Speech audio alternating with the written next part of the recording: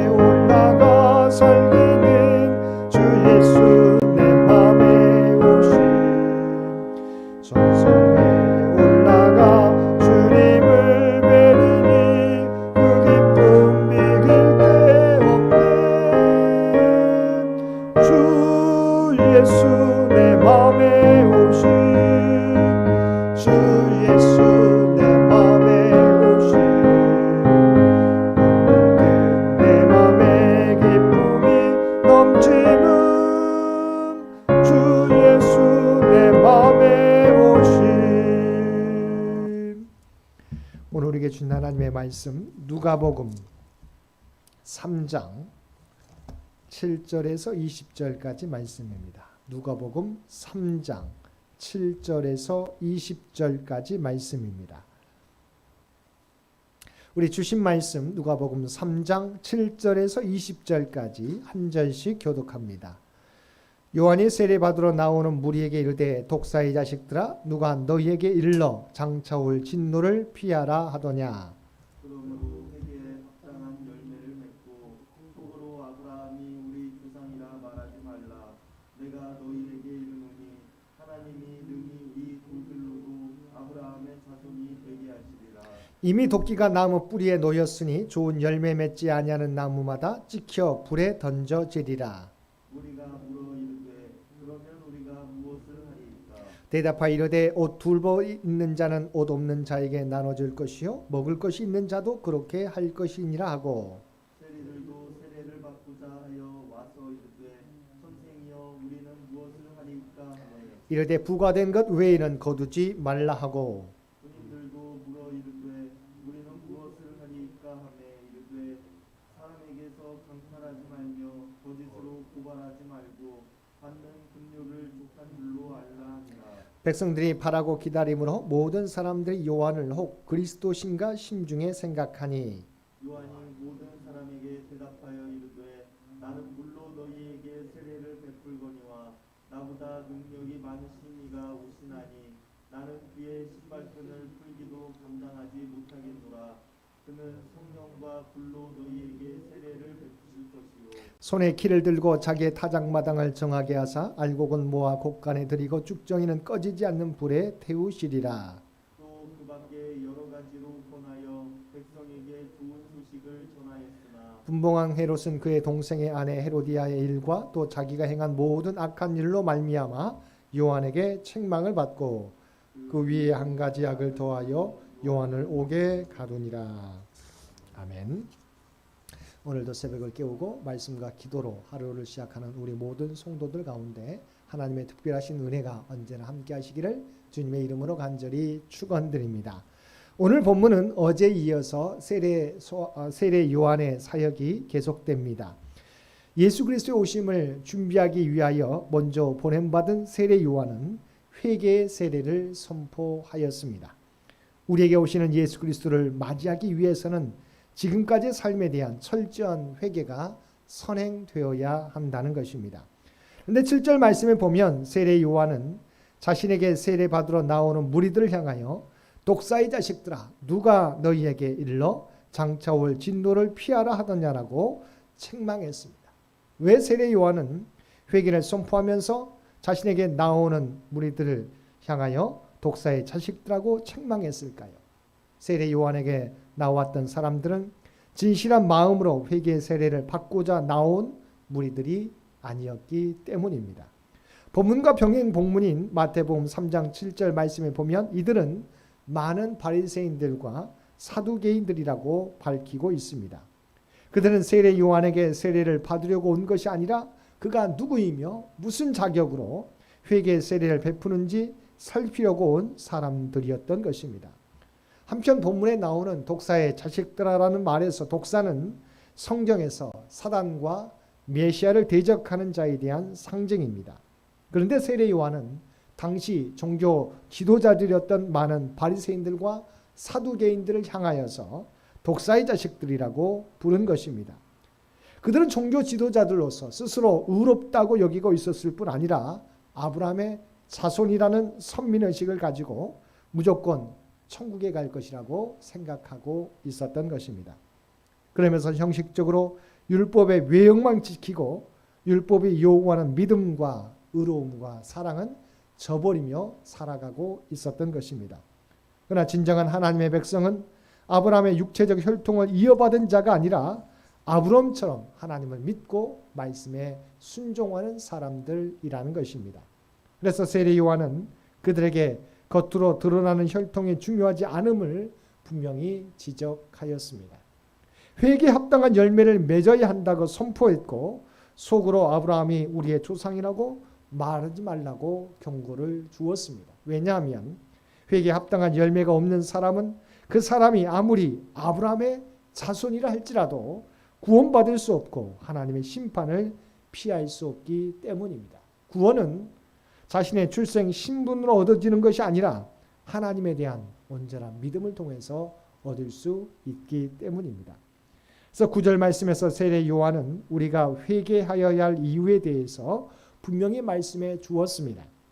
9절입니다. 이미 도끼가 나무 뿌리에 놓였으니 좋은 열매 맺지 아니하는 나무마다 찍혀 불에 던져지리라. 아무리 아브라함의 자손이라 할지라도 회개에 합당한 열매가 없으면 하나님의 심판에 의해서 잘려지고 불에 던져지게 될 것이라는 것입니다. 백성들이 세례 요한에게 어떻게 하는 것이 회개하는 것인지 물을 때 세례 요한은 회개에 합당한 열매를 맺으라고 분명히 전했습니다. 그리고 본문에서 어떻게 하는 것이 회개에 합당한 열매를 맺는 것인지 가르쳐 주었습니다. 이 회개의 열매에 대한 세례 요한의 교훈의 특징은 하나님에 대해서 이렇게 하라는 말씀은 없었습니다. 오직 이웃에 대해 선을 행하라는 내용으로 채워져 있었습니다. 하나님 앞에 진정 회개한 사람은 그 열매가 이웃과의 관계 속에서 나타난다는 것입니다. 먼저 세례 요한은 옷과 먹을 것들을 가난한 이웃과 나누라고 분명히 말하고 있습니다. 당시 백성들 중에는 로마의 수탈과 종교 지도자들의 착취로 인해 가난한 사람들이 많았습니다. 역사가들에 의하면 당시 서민들 중에 하루에 2끼를 먹으면 괜찮게 사는 부류로 취급받았다는 것입니다. 이러할 때 회개의 열매는 하나님의 명령을 따라 가난한 자들과 함께 나누는 것이었습니다.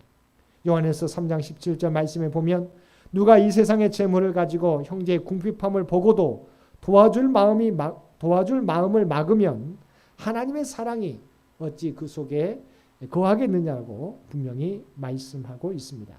진정한 사랑은 말로서만 하는 것이 아니라 궁핍 가운데 있는 형제를 실제로 돕는 것입니다.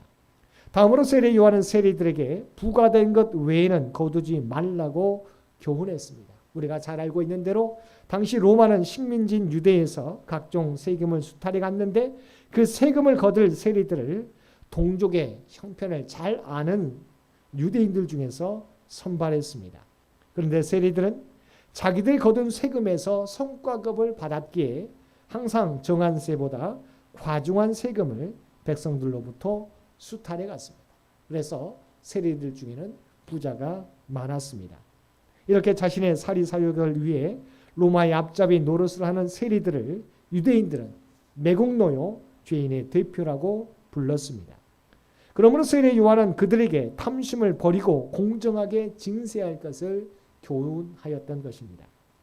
일반적으로 사람들은 사회를 움직이는 기준이 흔들릴 때, 또한 상실되었을 때, 그리고 소망과 희망이 사라질 때 나타나는 경향이 무엇입니까? 오직 자신만의 이익만을 추구하게 된다고 하는 것입니다. 왜냐하면 사회가 불안하니까 자기가 가진 것이 있어야 안전하다고 생각하는 것입니다.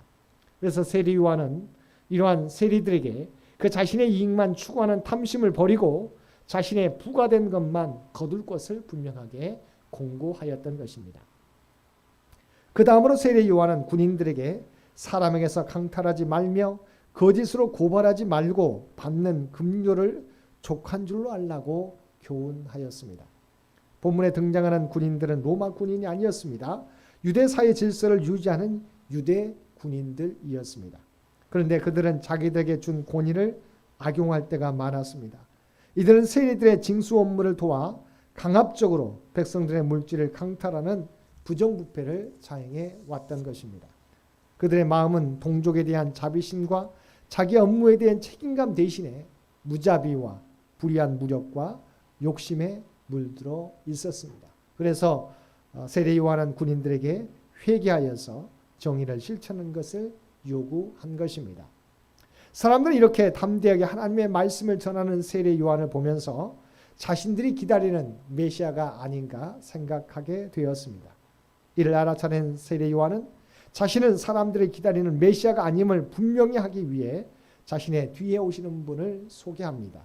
자신은 그저 물로 세례를 주고 있지만 그분은 성령과 불로 세례를 베푸실 것이라는 것입니다. 또한 자신은 그분의 신발끈을 풀기도 감당하지 못하는 사람이라고 분명히 고백하였습니다. 이처럼 세례 요한은 자기 정체성으로 주님의 오심을 준비하는 자라고 분명히 고백하고 있는 것입니다. 세례 요한은 이처럼 자신의 영광이 아니라 그리스도의 영광을 선포하는 한편 분봉왕 헤롯이 저지른 죄를 분명하게 지적하였습니다. 헤롯은 동생의 아내를 빼앗아 자신의 아내로 삼고 자신의 본처를 쫓아냈던 것입니다. 세례 요한은 이 죄를 지적하는 일로 감옥에 갇히게 되었습니다. 이처럼 세례 요한은 자신의 영광을 구하지 않고 오직 주님의 영광만을 준비하는 사람이었습니다. 그리고 종교 지도자들 앞에서도 헤롯 왕 앞에서도 담대하게 하나님의 말씀을 전하는 사람이었습니다. 다시 오실 주님을 기다리는 우리들도 세례 요한처럼 우리가 회개에 합당한 열매를 맺으며 살아가야 할 것입니다. 오늘도 우리 각자의 삶의 자리에서 구원받은 자로서 그리스도인됨을 온전히 나타내며 살아가실 수 있는 저와 여러분 모두가 되시기를 주님의 이름으로 간절히 축원드립니다. 함께 기도드리겠습니다. 사랑하는 충만하신 아버지 하나님, 우리 또한 세례 요한처럼 다시 오실 주님을 기다리며 우리가 회개에 합당한 열매를 맺으며 살아갈 수 있게 하여 주시옵소서. 종교 지도자들을 향하여 그 당시에 세상의 권력자를 향하여 아버지 하나님, 하나님의 말씀을 담대하게 선포했던 세례 요한처럼 이 세상 사람들을 향하여 오직 사랑의 하나님의 말씀을, 아버지의 생명의 하나님의 말씀을, 구원의 하나님의 말씀을 담대하게 전하며 살아가는 우리 모두가 되게 하여 주시옵소서. 세상 가운데 우리가 그리스도인됨을 온전히 드러내며 살아가는 우리 모두가 되게 하여 주옵소서. 이 나라의 민족을 긍휼히 여겨주시고 우리 창현재단을 주의 도구로 사용하여 주시기 원합니다. 우리 창현 가족들 일일이 기억하여 주시고 2022년 새해에는 그들이 간구하는 모든 것들이 주의 뜻 가운데서 응답받는 삶이 되게 하여 주시옵소서. 특별히 교회 창립 100주년을 앞두고 있는 아버지 이 재단 가운데 함께해 주셔서 오직 하나님께서 다음 세대를 준비해 갈 수 있도록 우리에게 지혜와 능력을 허락하여 주시고 우리의 마음을 모을 수 있도록 하나님 주장하여 주시옵소서. 또한 아버지 하나님 육신의 연약함 가운데 하나님의 도우심을 바라는 주의 백성들 가운데 치유와 회복의 역사를 허락하여 주옵소서. 경제적으로 여전히 어려움 가운데 있는 주의 백성들 아버지 하나님 이 위기도 극복할 수 있도록 하나님의 지혜와 능력을 허락하여 주시옵소서. 우리도 그들을 돌아볼 수 있는 아버지 하나님 관심과 기도를 더하여 주시옵소서. 특별히 또한 흩어져 있는 가족들 가운데 함께해 주시어서 어느 곳에 있든지 우리가 영적으로 교통하게 도와주시고 들려오는 소식들이 복된 소식되도록 그들과 함께하여 주옵소서. 사랑하는 자녀손들과 아버지 하나님께서 친히 주장하시고 인도하여 주시곤 합니다. 군에 있는 사랑하는 자녀들 어려움 당하지 않게 도와주옵소서. 추위가 계속되는데 이 추위 속에서도 몸과 영혼이 상하지 않도록 늘 붙잡아 주옵소서. 시험을 치르고 결과를 기다리는 고3 수험생들 또한 아버지의 취업 준비생들 대학원 준비를 위해 고생하는 사랑하는 자녀들마다 주여 놀라운 은총으로 응답하여 주옵소서. 결혼과 임신과 출산을 위하여 간절히 기도하는 믿음의 가정들이 있습니다. 아버지 하나님 구하는 자들에게 하나님 놀라운 은혜로 응답하여 주시옵소서. 오늘 또 우리에게 복된 하루를 허락해 주신 것 진심으로 감사합니다. 추위 가운데서도 우리의 건강을 지켜주시며 또한 우리가 이 땅에서 그리스도인의 정체성을 날마다 지키며 살아갈 수 있도록 아버지 우리 모두를 주의 도구로 사용하여 주옵소서.